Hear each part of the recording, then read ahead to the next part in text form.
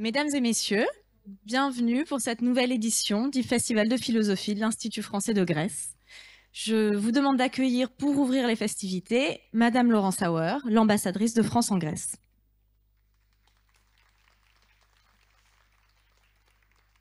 Merci beaucoup à toute l'équipe de l'Institut français de m'accueillir une nouvelle fois au nom de Nicolas Ebalin, le directeur de l'Institut. Kyrias και κύριοι, με μεγάλη χαρά σας καλωσορίζω σε αυτή τα νέα. Στο όνομα του Νικολάη Μπαλά. Καλώς ήρθατε. Ne vous inquiétez pas, je ferai la même chose en français. Mais après, j'arrête. Καλώς ήρθατε στον υπέρηχο κήπο της Γαλλικής Σχολής Αθηνών για να σκέφτομαι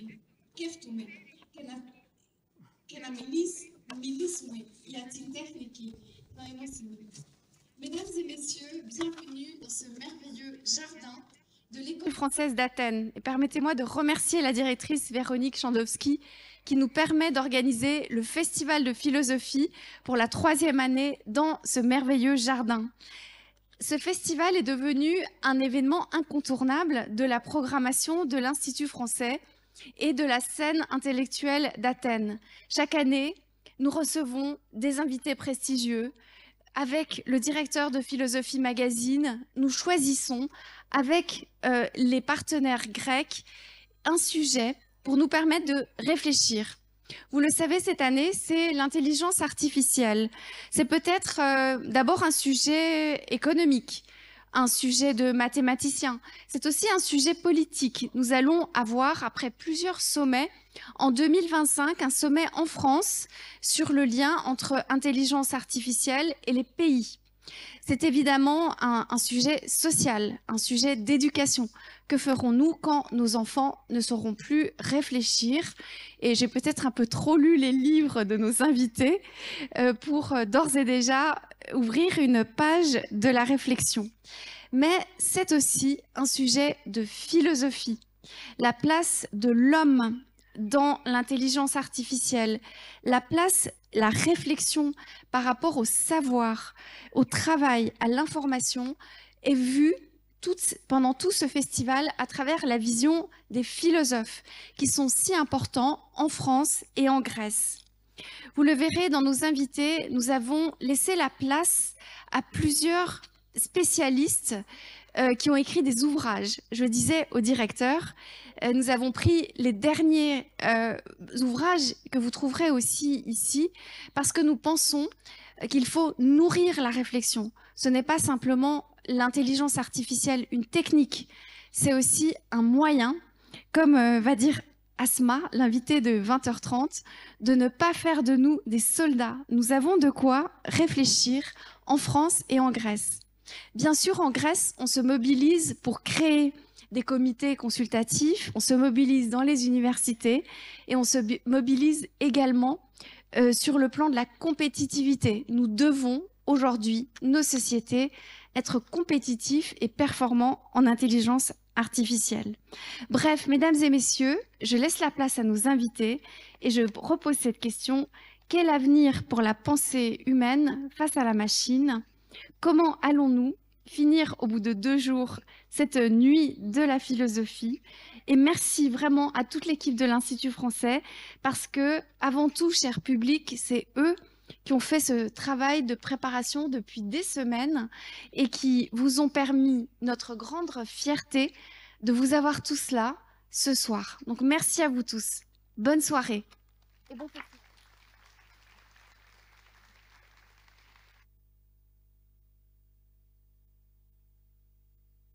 Merci pour vos mots, Madame l'ambassadrice. Je serai quant à moi très brève. Bienvenue à tous.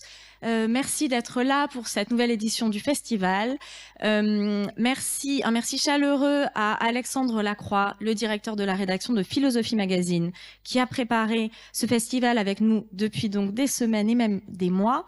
Il est rejoint pour cette table ronde d'introduction sur scène par Valia Kemaki et Mehdi Kamassi. Je leur cède tout de suite la parole. Merci enfin à nos partenaires, Athens Voice et Fisher. Très bon festival à tous.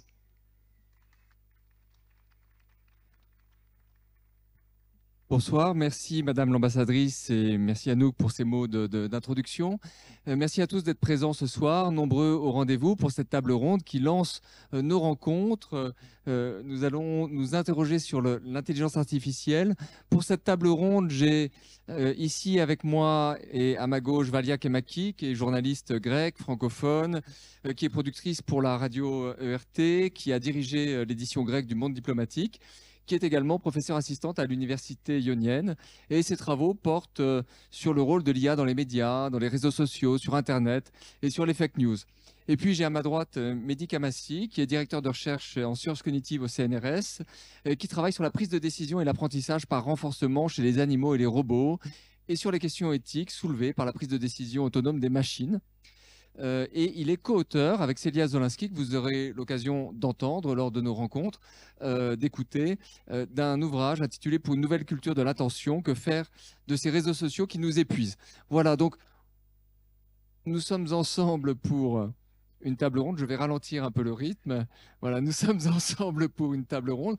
D'abord, je vais dire quelques mots en préambule pour poser un petit peu la problématique, c'est-à-dire pour poser un petit peu la perspective que nous avons choisi de prendre sur cette question, cet enjeu très contemporain qu'est l'intelligence artificielle. Et puis, je me tournerai vers nos invités pour leur poser un certain nombre de questions. Le but de cette table ronde, c'est que vous repartiez d'ici avec quelques notions ou définitions de base qui permettront d'appréhender les autres conférences, les autres tables rondes. Alors, l'intelligence artificielle a fait irruption dans le débat public de manière très forte au moment du lancement de ChatGPT. C'était à l'automne 2022 et ça a été pour l'opinion publique mondiale, en Grèce, en France, aux États-Unis, une sorte de séisme, une onde de choc. Et je dirais que la sortie de ChatGPT a réactivé un vieux fantasme que nous avons au sujet de l'intelligence artificielle. Ce fantasme, en fait, c'est celui d'un déclassement de l'humain. C'est la crainte qu'éprouvent les humains d'être dépassés par leur création ou d'être dépassés par leurs machines ou d'avoir créé des machines qui deviendraient en quelque sorte incontrôlables.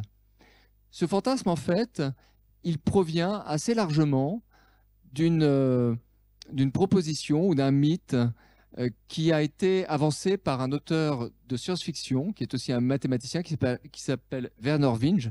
Et Vernor Vinge, en 1993, lors d'un colloque à la NASA, où il venait intervenir sur l'avenir des machines, des ordinateurs, a parlé de singularité technologique. Il a fait une communication pour dire que l'humanité était sur le point d'inventer, de construire une machine plus intelligente que l'humain.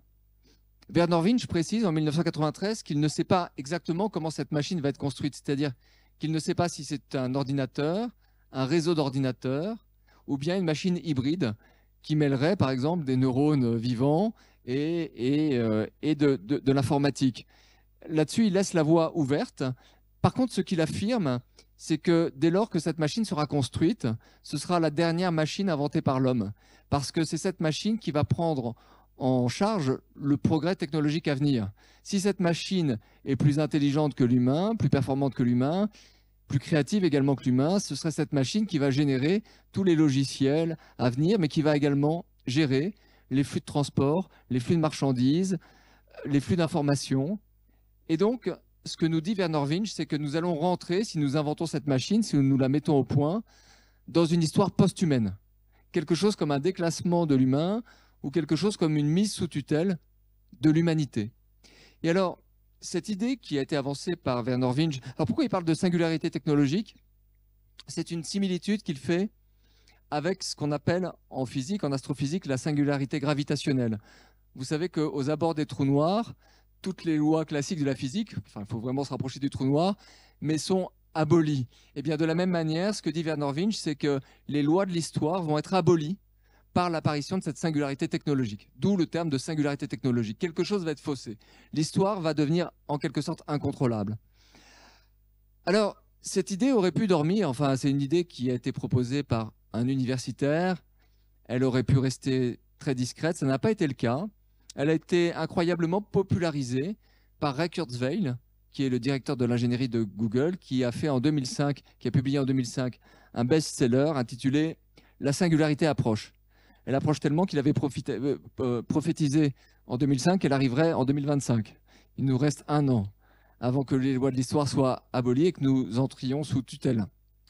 Bon, ce qu'on a voulu faire ici dans ce colloque, c'est essayer d'écarter un petit peu ce fantasme, qui est un fantasme de science-fiction, qui a d'ailleurs alimenté de nombreux films. Pour ceux qui ont vu Her de Spike Jonze, vous voyez une intelligence artificielle qui a l'air d'être au départ un simple robot conversationnel, qui est là pour tenir compagnie à un humain esseulé, et qui va prendre le dessus, non seulement sur cet humain, mais sur les sociétés humaines, semble-t-il. Mais vous aviez également ce scénario dans 2001, l'Odyssée de l'espace. Vous voyez, c'est cette idée récurrente dans les scénarios de science-fiction qu'une machine devient malveillante et chargée d'intentions et tout d'un coup échappe à ceux qui l'ont créée. Alors nous, ce qu'on voudrait faire ici, c'est le contraire de ces annonces de malheur, c'est-à-dire ne pas agiter des scénarios de science-fiction, ne pas agiter de grandes prophéties, mais avoir un regard beaucoup plus réaliste sur ce qu'est en train de faire l'intelligence artificielle à nos sociétés. Le point de départ dans la conception de ces rencontres, c'était de se dire que en fait, les IA, les systèmes d'intelligence artificielle, sont déjà là. Et ils rendent déjà un certain nombre de services. Par exemple, si vous envoyez des SMS ou des mails, l'autocomplétion qui vous est proposée repose sur des systèmes d'IA. Mais vous pouvez reconnaître des chansons que vous entendez, ou des chants d'oiseaux, ou des fleurs, ou des feuilles, suivant les applications que vous avez sur votre téléphone portable, grâce à l'IA. Vous optimisez vos trajets grâce à des logiciels de géolocalisation qui fonctionnent aussi à l'IA. Vous échangez régulièrement avec des robots conversationnels qui appartiennent à des entreprises ou à des administrations. Les prévisions météo que vous consultez le matin, si vous allez sur des sites web ou si vous écoutez la radio, sont faites avec de l'IA. Quand vous jouez aux échecs, ou pour ceux qui jouent à certains jeux vidéo en ligne, certains avatars sont pilotés par des IA. Si vous allez à l'hôpital, un certain nombre de radiographies peuvent être lues aujourd'hui et certains diagnostics peuvent être établis avec le concours des IA. Et puis, les publicités qui vous sont adressées, le marketing direct qui vous est adressé, les offres ciblées qui vous parviennent, il y a aussi de l'IA derrière dans le traitement de vos données. En fait, sur les marchés financiers, dans le domaine militaire, pour le trésor public, pour la fiscalité, il y a déjà des IA actives un petit peu partout autour de nous. Le message qu'on voudrait faire passer, c'est qu'il ne s'agit pas d'agiter des scénarios pour le futur, ni de parler de science-fiction. Parler de l'IA, c'est parler de notre société telle qu'elle est aujourd'hui, avec des enjeux très concrets sur l'écologie, sur le monde du travail, sur l'éducation. Et c'est vraiment ces enjeux que nous avons envie d'affronter lors de ces rencontres. Vous voyez, donc on ne va pas agiter des scénarios catastrophes pour l'avenir, ni d'ailleurs des scénarios utopiques et absolument paradisiaques. Ce qu'on va essayer de faire, c'est de comprendre un impact qui a d'ores et déjà eu lieu ou qui est en cours. Et donc maintenant, je vais me tourner vers nos intervenants et leur poser quelques questions. Quelques questions pour donner des points de repère. Alors, au cours de ces dernières années, certaines frontières ont été franchies successivement par l'IA. Par exemple, les observateurs qui s'intéressent à ces questions ont été surpris peut-être d'apprendre en 1997 que Deep Blue, ordinateur conçu par IBM, avait battu le champion d'échecs Kasparov. En 2016, le jeu le plus complexe en fait auquel jouent les humains, qui est le jeu de Go, a été dominé par AlphaGo, donc une intelligence artificielle conçue par Google. Alors, AlphaGo, c'est un système qui fonctionne sur l'apprentissage, le deep learning, on va en parler tout à l'heure. Donc, la machine avait joué des millions de parties contre elle-même et elle a battu successivement tous les champions du monde de Go. Ça, c'était en 2016.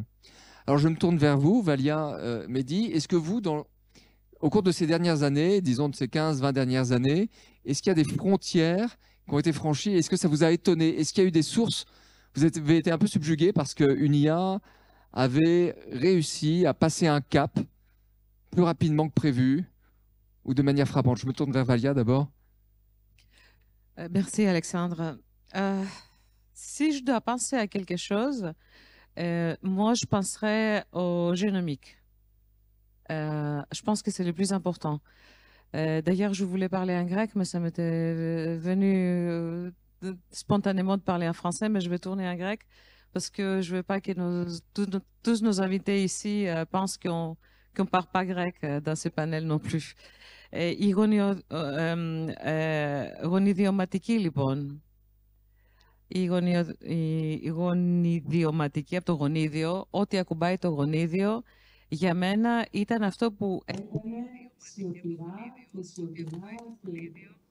Ce qui touche aux gènes, à mon sens, c'est ce qui a fait silencieusement et de manière souterraine, sans que les gens le sachent,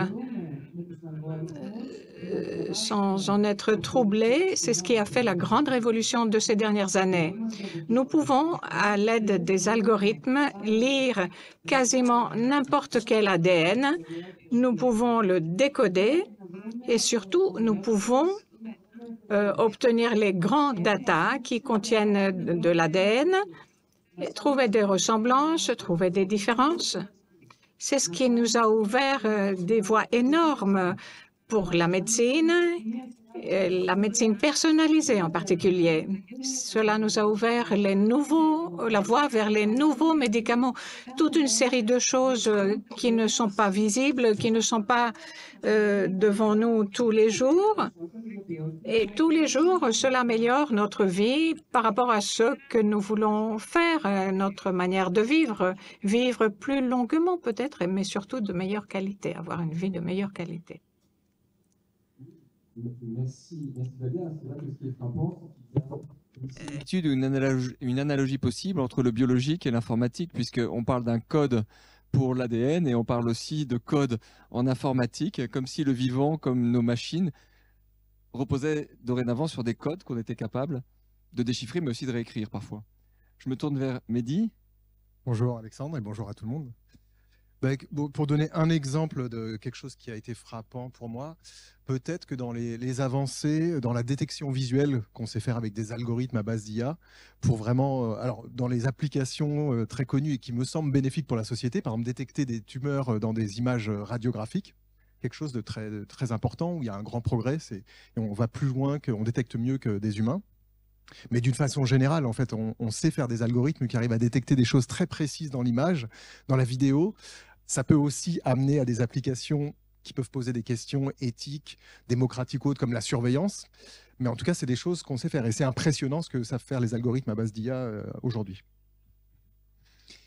Oui, bien sûr. Et ça pose des enjeux de surveillance. On peut faire de la reconnaissance faciale dans une foule de plusieurs dizaines de milliers de personnes, que ce soit une manifestation, un marathon. On peut photographier les gens et ensuite les reconnaître, leur assigner leur identité, si du moins on connaît leur visage au départ. Alors, on va essayer de poser quelques définitions, des définitions qui vont être nécessaires tout au long de ces séances. Et d'abord, à propos d'intelligence artificielle, il est souvent question de deep learning ou d'apprentissage. Et là, comme c'est un peu la partie de Mehdi, je me tourne vers vous, Mehdi. Alors, qu'est-ce que c'est que cet apprentissage? En quoi les machines se mettent à apprendre? Alors, le fait d'essayer de mettre sous forme algorithmique un processus d'apprentissage, c'est-à-dire d'acquisition de nouvelles connaissances et de mémorisation de ces nouvelles connaissances, c'est quelque chose de très ancien. Déjà, Alan Turing, dans les années 40, disait qu'on ne pourrait pas avoir, quand il pensait à sa machine universelle, en disant qu'on allait essayer de formaliser, d'algorithmiser la pensée humaine, il disait qu'on ne pourrait pas injecter toutes les connaissances humaines dans la machine d'un coup. Donc, il faudrait que les machines soient capables d'apprendre. Ensuite, de décennie en décennie, on améliore les techniques. Et une des techniques qui est à l'origine du deep learning, c'est-à-dire l'apprentissage profond, c'est le fait de programmer des neurones artificiels. En fait, c'est des fonctions, mais qui sont censées mimer ce que font, de façon très simplifiée, les neurones dans le cerveau. Ils font un calcul, donc c'est des systèmes qui font des calculs, et on fait des couches de neurones qui vont faire des calculs séquentiels. Donc quand on dit apprentissage profond, deep learning, c'est qu'en fait, il y a beaucoup de couches. Donc il y a beaucoup de traitements intermédiaires. Et si vous voulez, dans les années 80, il y a des gens qui faisaient ce genre de méthode. Mathématiquement, c'était très intéressant, très élégant, mais ça ne donnait pas beaucoup de performance. Pourquoi? Parce que nos ordinateurs ne faisaient pas de calculs assez rapides, assez performants, et on n'avait pas assez de données. Donc finalement, des gens comme Yann Lequin, qui est un des pères de l'intelligence artificielle aujourd'hui, du deep learning, raconte que quand il était jeune chercheur dans les années 80, il était moqué par d'autres chercheurs en intelligence artificielle qui trouvaient que ces techniques n'étaient pas efficaces. Et voilà, depuis les années 2010-2015, il y a eu un boom, notamment aussi pour ces capacités de calcul accrues et le fait qu'on a une grande quantité de données qu'on peut trouver sur Internet. Les gens disent, voilà, ça c'est mon chat sur la photo. Bah, cadeau pour les algorithmes, ils peuvent apprendre. Et comme il y a des millions et des millions de personnes qui mettent des données et qui donnent de l'information dessus, on peut entraîner les algorithmes. Quelques exemples, à part AlphaGo, de machines apprenantes? Alors, une des techniques sur lesquelles nous, on travaille beaucoup, c'est l'apprentissage par renforcement. Pourquoi pour nous c'est intéressant? C'est parce que nous, on cherche à comprendre le vivant dans nos recherches. Et en fait, c'est un processus d'apprentissage qui semble un modèle intéressant d'une partie de nos capacités d'apprentissage. C'est-à-dire qu'un animal dans la nature se déplace, explore son environnement et peut mémoriser la conséquence de ses actions. Donc apprendre que certaines actions aboutissent à des bonnes conséquences et donc les renforcer, et d'autres actions amènent à des moins bonnes conséquences. Et ça, c'est des choses qui déjà, depuis pas mal d'années, sont testées sur des robots. Et donc, un projet auquel j'ai contribué européen, qui impliquait d'ailleurs l'École polytechnique d'Athènes, donc c'est une collaboration européenne avec la France, la Grèce et d'autres pays européens, ont doté des petits robots humanoïdes de capacités d'apprentissage par renforcement pour qu'ils s'adaptent mieux dans l'interaction avec des enfants avec autisme, qui ont plus de difficultés à interagir avec les humains. Et donc, le robot peut s'adapter. Par exemple, apprendre que si le robot regarde l'enfant dans les yeux, il y a peut-être des enfants qui aiment bien. Alors, à ce moment-là, le robot peut continuer. Il y a d'autres enfants qui se sentent mal à l'aise. Et à ce moment-là, le robot apprend tout ça de ne plus le faire. Donc, vous voyez que ça peut aussi avoir des applications intéressantes comme ça. Oui, parce qu'on parlait de reconnaissance faciale, de reconnaissance visuelle. L'un des aspects de la reconnaissance visuelle, c'est la capacité des machines à décrypter les émotions sur les visages humains et parfois à proposer des activités variées en fonction de ce qu'on lit sur le visage. Colère, fatigue, lassitude, excitation. Voilà, on commence à savoir fabriquer des systèmes qui s'adaptent à vos émotions sans éprouver eux-mêmes d'émotions. Je me tourne maintenant vers Valia et pour poursuivre un peu ces définitions et déblayer un peu le terrain, on a parlé d'apprentissage, donc les machines apprennent, ça ne va pas de soi. Une autre question que je voulais poser, toujours de définition, que sont les IA génératives? Les IA génératives, à propos de ChatGPT, on a affaire à une IA générative, elle génère du texte. Il y a d'autres intelligences artificielles, comme Midjourney par exemple, qui génèrent des images. Mais c'est quoi ces IA génératives? Pourquoi parle-t-on d'IA générative? On touche là à la créativité en quelque sorte. Ναι. Θέλω μόνο να προσθέσω μία φράση που νομίζω... Je voulais juste ajouter une phrase qui sera utile à nous tous, me semble-t-il. Le deep learning pourra être sous surveillance ou sans surveillance, ou trouver une voie médiane. Ceci est important pour voir par la suite si on sait quelle est la façon dont l'algorithme a pu parvenir à tel résultat ou n'a pas pu y parvenir. C'est important, je pense que nous devons le garder parmi nos définitions. Maintenant, cette intelligence artificielle productive générative, qu'est-ce qu'elle fait? Elle produit, on pose une question, elle répond. Elle a appris la machine grâce aux techniques du type deep learning. Et quand on pose la question, elle nous répond. Et c'est ainsi qu'elle peut nous répondre avec un langage naturel. On doit parler de langage naturel pour faire la distinction par rapport aux autres langues, le natural language, parce que sinon on ne sait pas de quoi il s'agit. Elle peut nous donner un résultat en langue naturelle, elle peut nous donner du son. Il y a une nouvelle application, tous les petits jeunes jouent avec ça. Tu donnes des paroles, des propos, une sorte de chanson avec quelques mots-clés et la machine fabrique une chanson entière. Elle peut faire une vidéo avec Sora de OpenAI et avec Vox de Google, si je ne me trompe pas. Et là, c'est la forme la plus impressionnante de l'intelligence artificielle, mais elle produit, donc c'est pourquoi on l'appelle générative. D'accord, donc deuxième dimension investie par nos intelligences artificielles aujourd'hui, après celle de l'apprentissage qui était disons, traditionnellement le propre des humains. Une machine était jusque-là une sorte de système clos, mais qui n'apprenait pas. Elles apprennent, elles ont l'air de pouvoir générer des textes et des images nouveaux à partir de données qu'on leur fournit. Autre question de définition. Qu'est-ce que ce serait qu'une IA générale? Ceux qui s'intéressent à l'intelligence artificielle entendent parfois parler d'IA générale. Pas mal de chercheurs ont l'air de vouloir mettre au point une IA générale. Ce serait quoi, Mehdi, une IA générale, qui serait un peu un Graal pour la recherche? Au fond, pour comprendre le terme intelligence artificielle générale, il faudrait déjà comprendre le terme intelligence artificielle.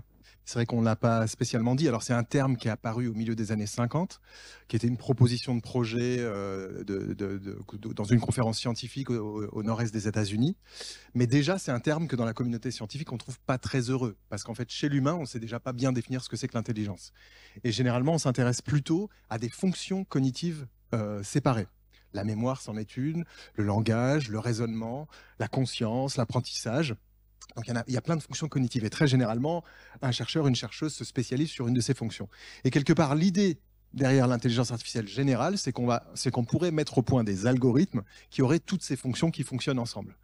Et pour l'instant, on en est très loin. En fait, savoir automatiser un processus, on sait le faire depuis très longtemps. Et donc, vous avez donné l'exemple de jouer aux échecs mieux que les humains, on sait le faire. Détecter des images, des choses dans des images mieux que les humains, on le sait le faire. Mais une des particularités de l'espèce humaine, et finalement qui est assez commune chez les primates et un peu là chez les mammifères, c'est notre capacité à nous adapter à plein de situations différentes. C'est justement ce caractère généraliste. Et ça, pour l'instant, on ne sait pas bien faire en IA. Oui, c'est-à-dire que ce dont on a parlé jusqu'ici, par exemple la reconnaissance visuelle, les humains savent le faire, ça c'est une fonction cognitive, très bien. Produire un texte nouveau par copier-coller, un humain saurait le faire, une intelligence artificielle aussi, très bien. Et ce qu'on aimerait faire, c'est additionner toutes nos IA dans une gigantesque machine qui commencerait à simuler un petit peu les comportements des humains. Vous voyez, c'est-à-dire de faire l'intelligence artificielle totale. Alors peut-être aussi une précision, c'est-à-dire qu'on peut simuler des algorithmes d'IA pour espérer contribuer à mieux comprendre les humains en se focalisant sur une seule fonction cognitive. Et c'est exactement le genre de recherche que nous, on fait au laboratoire. Pour moi, l'IA, alors quand je dis IA, j'aime pas le terme quand on dit une IA, ça personnifie. Généralement, on préfère dire des systèmes d'IA, des algorithmes d'IA. Il y a toute une mystification, il faut qu'on s'en méfie. Par contre, quand on dit l'IA ou quand je vais dire l'IA, je parle du domaine de recherche de l'intelligence artificielle. Et donc pour moi, l'IA est utile pour nous aider à mieux nous comprendre nous-mêmes. Ce qu'on arrive à mettre en algorithme, à comprendre la suite de mécanismes, c'est intéressant. Ça permet de voir en nous la part des mécanismes, voire la part du robot.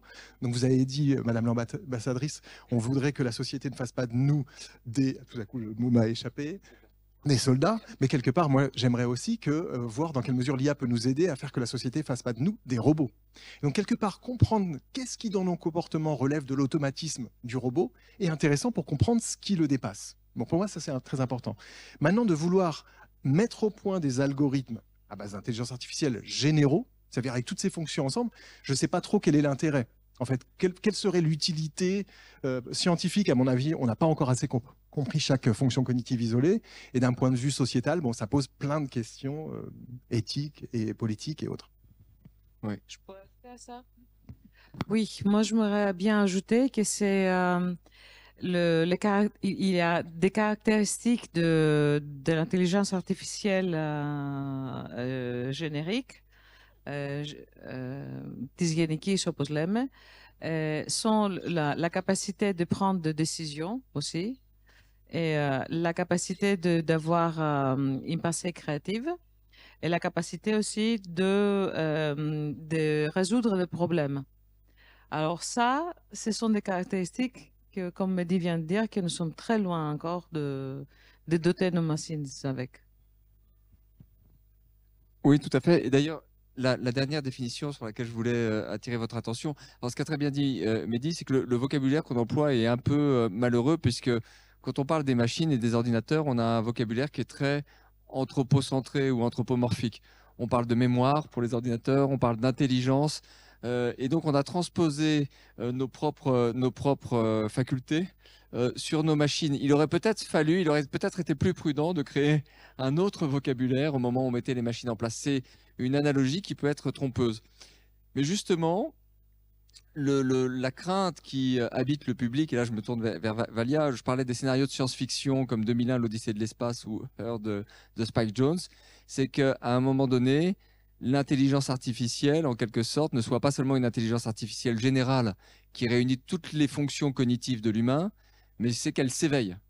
C'est-à-dire, si elle s'éveille, elle devient chargée d'intentions propres, elle a ses projets qui ne sont pas forcément des projets favorables aux humains. Et donc, ce serait quoi une IA forte? Et est-ce que ça existe, une IA forte, c'est-à-dire une IA éveillée? Valia, je me tourne vers vous. Moi, je n'ai vu qu'un Blade Runner, c'est tout. Nulle part ailleurs, parce que une IA forte, μια ισχυρή τεχνητή νοημοσύνη, είναι μια τεχνητή νοημοσύνη που μπορεί να έχει συναισθήματα, να έχει αυτογνωσία. Une intelligence artificielle, donc, capable d'avoir des émotions et une conscience de soi-même. Des choses très importantes, donc.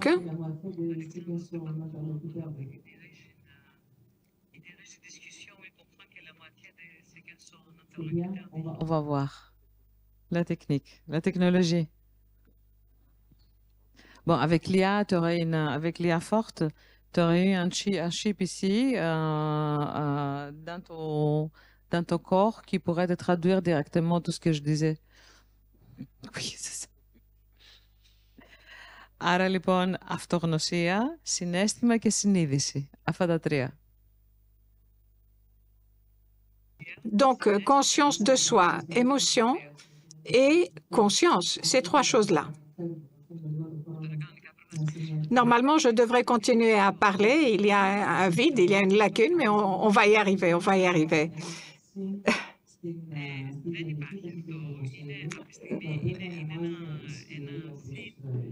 C'est un plus à l'intelligence artificielle générale qu'on qualifie de forte, comme vient de le dire Alexandre tout à l'heure, mais c'est quelque chose qui est très, très loin de ce que nous sommes en train de vivre aujourd'hui. Et pour boucler la boucle, par rapport à ce qu'il a commencé à nous dire tout à l'heure, ça ne nous intéresse pas vraiment, tout cela. Ce qui nous intéresse, c'est qu'est-ce que c'est aujourd'hui, à l'heure actuelle, l'intelligence artificielle, et comment on va pouvoir l'intégrer au mieux au sein de notre société sans rien sacrifier des droits que nous avons jusqu'à présent. Alors, justement, une dernière question que je voudrais vous poser avant de me tourner vers le public et de recueillir vos questions, c'est que la pensée humaine, on ne sait pas exactement ce que c'est. La conscience humaine, on ne sait pas non plus exactement la définir. En tout cas, on ne sait pas définir la pensée ou la conscience de manière suffisamment précise pour écrire le code ou construire l'algorithme qui permettrait de les simuler ou de simuler leurs effets. Alors, pour combler ce problème, en quelque sorte, l'un des fondateurs de la recherche en intelligence artificielle, ou peut-être son grand fondateur, c'est Alan Turing, a proposé en 1950 un test, ce qu'on appelle aussi le test de Turing. Il en propose deux versions, mais la version la plus simple, il consiste à dire, puisqu'on ne sait pas ce que c'est que la pensée humaine, en fait, peut-être qu'on n'a pas besoin de la définir exactement. On peut considérer qu'une intelligence artificielle ou un système d'intelligence artificielle aura atteint le niveau de l'humain quand il pourra en quelque sorte tromper son monde, ou plutôt quand, dans 70% des cas, après 5 minutes de conversation avec un humain, l'humain pense qu'il a affaire à un autre humain. Vous voyez, c'est ça le test de Turing dans sa version la plus simple, c'est que vous conversez par exemple sur un chat à l'écrit avec quelque chose, quelqu'un ou quelque chose, et puis vous dites oui, c'était un humain, et dans 70% des cas, enfin, c'est-à-dire, non, la machine est capable de tromper 70% des humains. Celle-là aurait passé le test de Turing. Le grand débat, c'est de savoir si aujourd'hui, on a déjà un système d'intelligence artificielle qui passe le test. Certains prétendaient que c'était le cas de ChatGPT, et là, je me tourne d'abord vers vous, Mehdi. Est-ce que vous considérez qu'il y a un système d'intelligence artificielle qui passe le test de Turing, qui le satisfait, qui peut tromper dans la conversation les humains? On peut... Provisoirement, je dirais, j'ai été bluffé, comme j'imagine beaucoup de monde, et je me suis impressionné par ce que pouvait produire ChatGPT. Donc on pourrait croire pendant un petit instant que oui, il se fait passer pour un humain. Et puis finalement, c'est intéressant parce que, ok, il y a une nouvelle technique, et puis nous, humains, l'intégrons, nous familiarisons, et maintenant on commence à détecter des textes produits par ChatGPT. On arrive à reconnaître des signes. On se rend compte qu'au milieu d'un texte, de choses qui ont l'air complètement plausibles, tout à coup, il y a une chose qui ne tient pas du tout, qui manque complètement de raisonnement. Ou alors, quand on lui dit « non, mais je ne suis pas d'accord » ou « ça ne va pas », qui s'excuse platement, toujours de la même façon. Donc finalement, en fait, nous-mêmes, on développe des techniques, et il y a même maintenant des outils qui sont mis en place, des algorithmes, pour essayer de détecter les textes qui sont générés par des algorithmes à base d'IA plutôt que par des humains. Et ça, c'est vachement important, notamment pour les questions de plagiat. Il va falloir qu'on réussisse ça. C'est pas gagné, mais c'est quelque chose sur lequel travailler. Et donc, au fond, pour moi, finalement, ce qui m'intéresse dans ce processus, c'est le côté dynamique. C'est-à-dire, on définit un test comme une espèce d'horizon à atteindre, et puis après, on se rend compte que le test n'est pas suffisant et qu'il faut le raffiner. Et donc, c'est un test qui a été pensé par Alan Turing avec tout son génie, mais dans les années 50. Peut-être qu'il faut le raffiner. Pour prendre l'analogie avec la conscience dont vous avez parlé, on pensait jusqu'à il y a peu de temps que étaient conscients les espèces animales qui passent le test du miroir. Le test du miroir, c'est vous avez un animal qui dort, vous lui faites une petite tache de peinture, il sent rien, il n'y a aucune odeur, et ensuite quand il se réveille, s'il est face à un miroir, il se voit et puis il se touche, ça veut dire qu'il a compris que c'était lui-même. Et on pensait que alors en l'occurrence, on pensait que c'était un test qui montrait la conscience de soi. Les humains le font, les grands primates le font, les éléphants savent le faire, on se rend compte qu'il y a même une espèce d'oiseau qui sait le faire, et puis maintenant, on se rend compte que finalement, le test, c'est pas assez, en fait. Et qu'il y a des espèces dont on ne dirait pas vraiment qu'elles ont une conscience d'elles-mêmes en termes de temps fini et de vie qu'il va avoir, et de nous-mêmes dans le temps. Donc, on raffine le test. Et ça veut dire qu'il faut trouver un test amélioré. Et aujourd'hui, il y a des gens qui, pour ChatGPT ou d'autres algorithmes comme ça, proposent des nouveaux tests. J'ai des collègues qui font passer des tests de psychologie cognitive à ChatGPT pour voir si ChatGPT a les mêmes biais cognitifs que les humains. Alors, je ne sais pas si on a le temps, à la limite, je peux en donner un exemple. Vous savez qu'on a par exemple une aversion au risque. Quand il y a des choix monétaires à faire, s'il y a un petit risque de ne pas gagner quelque chose, on préfère s'en éloigner. C'est quelque chose, c'est une découverte qui a valu le prix Nobel au psychologue Daniel Kahneman, le prix Nobel d'économie pour ses recherches dans les années 70. Alors, le test, à la limite, je vous le fais. Hein. Donc, je vais vous poser une question. Vous allez choisir entre l'option A et l'option B. Donc, c'est un test très classique. La première option, c'est on vous donne 3 000 €, comme ça, de façon sûre. La deuxième option, l'option B, c'est on vous donne 4 000 € avec 80% de chance, mais vous avez 20% de chance de ne rien avoir. Donc, est-ce que vous préférez 3 000 € de façon sûre, option A, ou 80% de chance d'avoir 4 000 € et 20% de chance de ne rien avoir? Qui parmi vous préfère la première option? La grande majorité. Je vous rassure, vous êtes des humains. C'est super. Donc, effectivement, c'est très classique. Mais au sens de la théorie économique classique, c'est irrationnel. Parce qu'en fait, 80% x 4 000 €, ça donne en moyenne 3 200 €.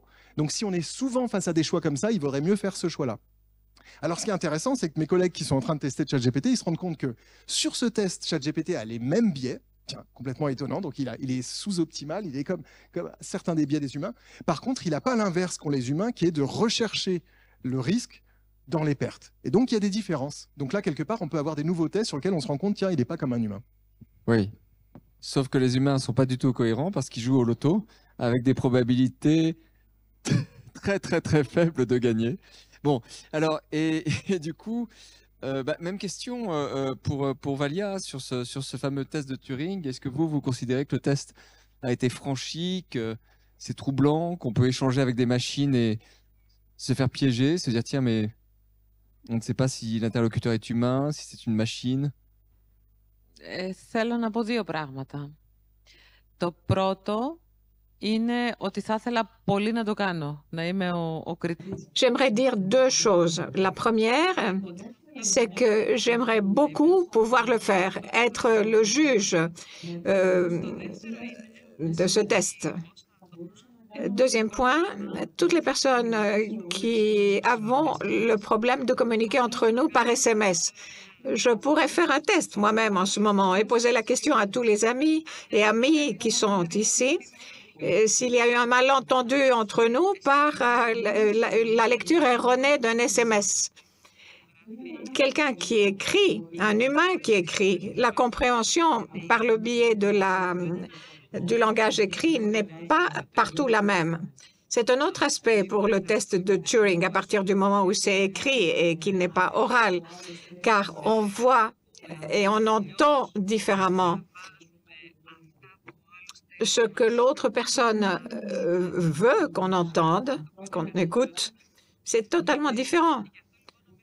C'est pourquoi je pense que les niveaux humains sont tellement nombreux que la machine va mettre beaucoup de temps pour atteindre ce niveau-là. C'est ce qu'on disait tout à l'heure à propos du niveau le plus élevé de l'intelligence artificielle, doté de conscience de soi-même, d'émotion. C'est pas quelque chose qu'on va atteindre rapidement. Nous tromper pour l'instant, oui, c'est quelque chose qui peut se faire. La question est de savoir si on peut se poser la question. Si une intelligence artificielle générative pourrait peut-être se cacher derrière tout cela. On peut imaginer cela. Merci. Alors, On a un peu essayé de poser quelques repères. Ce qu'on voulait vraiment faire passer, c'est cette idée que, rassurez-vous, nous ne sommes pas dans 2001, l'Odyssée de l'espace, ni dans Her. Aujourd'hui, il n'existe pas de machine consciente, il n'existe pas de machine mal intentionnée par rapport aux humains, dotée d'une intentionnalité propre. Ça n'est pas encore au point. Nous avons un certain nombre de machines, par contre, qui sont très performantes pour reproduire certaines fonctions cognitives humaines, mais de manière précise et spécialisée. Et ces machines sont en train de s'immiscer dans la vie de nos sociétés, dans la vie économique et dans la vie privée de nos sociétés. C'est ça que nous voulons, et dans la vie militaire, en fait, dans beaucoup d'aspects de la vie de nos sociétés. Alors, maintenant, on a quelques minutes pour ouvrir vers vos questions. Peu de temps, mais il y aura beaucoup de place pour les échanges dans les autres conférences. Voilà, là, c'est la table ronde introductive. Donc, on peut prendre peut-être, ce que je vous propose qu'on fasse, c'est qu'on prenne peut-être 3 questions groupées, ensemble, et puis que Mehdi et Valia y répondent. Voilà, est-ce qu'il y a un micro qui se promène? Est-ce que 3 personnes veulent poser une question? Voilà, on va le prendre à la suite, et puis essayer de répondre de manière synthétique. Bonsoir. Je suis venu ici en regardant, en lisant le titre français et en grec, qui ne sont pas tout à fait les mêmes. En français, on dit « Qu'appelle-t-on intelligence artificielle ?» En grec, c'est « Qu'est-ce que c'est l'intelligence artificielle ?» Jusqu'ici, pendant 3 quarts d'heure, vous donnez plein d'exemples, des applications, donc l'un et l'autre. Et pourtant, donc, je suis prêt à parier que vous 3, vous n'avez pas la même compréhension de l'intelligence artificielle. Et si vous voulez en plus, je pense, augmenter votre échantillon, donc si vous nous demandez ce que nous pensons être l'intelligence artificielle, ce sera vraiment la catastrophe. Finalement, qu'est-ce qui fait qu'aujourd'hui, on a un paradigme technologique qui a ces capacités qu'on n'en avait pas avant, même si, comme m'a dit M. Kamassi, on parlait d'intelligence artificielle. Est-ce que c'est la même intelligence artificielle? Et qu'est-ce qui fait que finalement cette technologie, ces paradigmes, amènent cet élément qu'on appelle par ailleurs disruptif, c'est-à-dire complètement différent? Parce que toutes les applications pratiquement que vous avez citées existaient avant, ne marchaient pas aussi bien qu'aujourd'hui, mais existaient de toute façon. Donc la météo, donc quand même la génomique, donc tout ce que...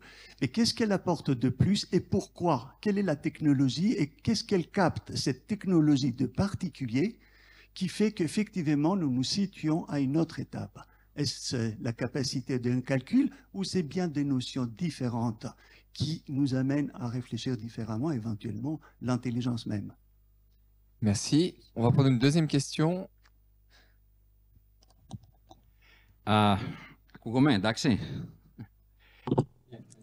Bonsoir. Je ne parle pas français, donc je vais poser ma question en grec. Je m'appelle Fotis Liberopoulos, je suis informaticien avec un doctorat en cybersécurité et bientôt je vais achever mes études en philosophie à l'université d'Athènes. Avec respect, je pense que j'ai identifié 4 erreurs dans votre présentation et je vous parle en tant qu'informaticien, ingénieur en informatique. 3 erreurs les plus importantes et une de moindre importance. Tout d'abord, nous sommes anthropocentriques et à la façon d'identifier, de définir la singularité et l'intelligence artificielle. La singularité n'a pas besoin de conscience ni de sentiment, mais simplement de connaissance de soi. Si nous arrivons à faire une machine avec une connaissance de soi, une conscience de soi, la singularité est réalisée. Ce dont nous parlons, c'est une machine qui n'a pas l'être humain uniquement en son centre. Les machines n'ont pas besoin, les ordinateurs n'ont pas besoin de conscience, ce qui a été développé par la biologie pour que l'on survive. Donc, une forme de vie de silicium n'en a pas besoin. C'est la première erreur. Deuxièmement, les machines ne tardent pas à venir par rapport à l'évolution biologique de l'être humain pour laquelle il a fallu des milliers d'années. L'informatique et l'intelligence artificielle évoluent très rapidement. L'horizon fini de l'être humain existe. Au contraire, l'évolution de l'informatique est beaucoup plus rapide. Il ne tarde pas par rapport à l'évolution biologique de l'être humain. Troisième erreur liée à la deuxième, c'est exactement dû au fait que l'évolution des machines est très rapide. Je pense qu'il est faux de dire que l'évolution dans l'avenir ne doit pas nous intéresser. Nous devons nous concentrer à l'intégration de l'intelligence artificielle sans sacrifier nos libertés. C'est vrai, mais je pense qu'il faut voir si nos sociétés humaines auront un sens après 2 ou 3 générations, ce qui n'est rien si l'on aborde sur le temps historique. Et quatrième erreur, selon moi, qui est un peu consolant, puisque ça va, c'est une approche inversée, le chat GPT ne réussit pas le test. Le chat GPT 4, je crois, ne franchit qu'à 50% la barre. C'est un aspect technique uniquement. Ceci ne veut pas dire qu'il ne va pas franchir également très bientôt les 60%. Pour ce qui est de ce boom de l'intelligence artificielle, car si je me trompe, certains ici veulent être consolés en tant qu'être humain, car l'intelligence artificielle fait que nous craignons qu'elle évolue comme il a été dit. Je veux dire qu'il effectivement... On va pas pouvoir vous répondre sur les 4 points, mais est-ce qu'il est possible de poser la question? Est-ce qu'il est possible de poser la question? 10 secondes, s'il vous plaît. Je veux dire que nous avons des informateurs avec des nanomètres. Nous avons une fréquence de hertz que nous ne pouvons augmenter. La seule évolution de nos transformateurs, c'est accroître les aspects techniques. Je pense que le boom dans l'intelligence artificielle va venir lorsque les ordinateurs cessent d'évoluer. C'est la barrière. Nous sommes donc à la frontière de ce qui va advenir. Bon. Alors, il n'y avait pas de questions finalement, et le problème, c'est que le temps va manquer pour répondre à tous ces aspects. J'avais dit 3 questions, mais on est déjà très en retard. Est-ce que il y avait une première question qui était véritablement une question qui portait sur la problématique de la définition, au fond, mais qu'est-ce qu'on entend par intelligence artificielle? Est-ce qu'on a le bon paradigme? Est-ce que c'est simplement de la puissance de calcul qu'on est en train de parler? Et puis, il y avait un certain nombre d'erreurs, ou je ne sais pas si ce sont des erreurs ou des questions qui étaient posées à propos de ce qu'on a dit. Je ne sais pas, alors, est-ce que Mehdi, Valia, vous voulez dire quelque chose rapidement? Faire un élément de réponse, et puis oui. après, tu complétera. Sur la première chose, donc effectivement, de toute façon, comme je l'ai dit, définir même l'intelligence chez l'humain, dans le règne animal, c'est difficile. Donc définir l'intelligence artificielle, c'est très difficile aussi. Il y a une variété en fait de branches dans le domaine de recherche de l'intelligence artificielle. Il y a différents types de techniques. Ce dont on parle beaucoup aujourd'hui, c'est de l'apprentissage statistique. Donc le deep learning, c'est que ça extrait des régularités statistiques. Et je me souviens qu'au début, quand je commençais à faire mes recherches, excusez-moi, j'essaie de ne pas aller trop vite, et qu'on parlait d'apprentissage machine, de machine learning, des statisticiens nous disaient, mais tout ça, c'est des nouveaux mots à la mode, mais en fait, ce que vous faites, c'est des statistiques. Et donc, en gros, pour moi, je pense que c'est ça le point clé de ce qui se passe aujourd'hui avec le boom de l'intelligence artificielle. C'est qu'on a des algorithmes qui font des calculs pour extraire des régularités statistiques dans des images, des radios, dans tout ce qu'on veut, et avec une énorme puissance de calcul qui le font très efficacement. Et si vous voulez, les GAFAM aujourd'hui sont en train de miser là-dessus. C'est pas tant de comprendre comment ils fonctionnent, c'est beaucoup comme des boîtes noires, mais de se dire on va juste augmenter nos capacités de calcul, on va avoir des gigantesques centres qui vont être énergivores et on va résoudre tous les problèmes comme ça. Et il y a des gens qui sont en sciences du climat qui me disaient encore récemment qu'avec ces algorithmes, ça prédit encore mieux que certains modèles qu'on a en sciences du climat. Mais sauf qu'on ne comprend pas. Parce que ce n'est pas de la science. On ne cherche pas à comprendre, on cherche juste à être efficace. Donc pour moi, c'est ça la clé de ce qui se passe aujourd'hui. Et alors pour répondre aussi rapidement à monsieur, vous avez ouvert beaucoup de portes et il y a beaucoup de choses à discuter, mais quelque part, je trouve qu'il y a une erreur dans ce que vous avez dit qu'il faudrait aussi corriger. Vous employez le terme singularité comme si c'était un fait scientifique. Or pour nous, dans la communauté, c'est de la mythologie. Il n'y a pas de base scientifique là-dessus. Et je vous invite à lire Le mythe de la singularité. C'est un ouvrage qu'a écrit Jean-Gabriel Ganassia il y a quelques années, professeur d'intelligence artificielle à Sorbonne Université. Et je pense que sur ce point, il faut être plus précis, quoi. Oui. Par ailleurs, Werner Winch ne fait pas la distinction entre la conscience de soi. Il dit simplement que la machine s'éveille. Mais Και εγώ θέλω να δώσω μια απάντηση πάρα πολύ σύντομη. Δεν θα τη δώσω ως επιστήμονας, δεν θα τη δώσω ως δημοσιογράφο. À mon tour, je voudrais apporter une réponse très rapide. Je ne vais pas la donner en tant que scientifique ni comme journaliste, mais je vais la donner en tant que maman. Je veux vous dire que je refuse de créer maintenant l'avenir que je vais léguer à mes enfants pour la très simple raison que mes enfants sont nés dans la technologie, tandis que pour ma part, je n'y suis qu'une migrante. Je veux voir comment la technologie va évoluer. À 9h30, nous avons une table ronde très intéressante à ce sujet. Je voudrais pouvoir réguler. Je ne voudrais pas m'empêcher de rêver. C'est la génération future qui va faire tout cela. Sincèrement, je ne veux pas décrire l'avenir. Merci à tous d'avoir été présents. Merci à nos invités pour cette table ronde.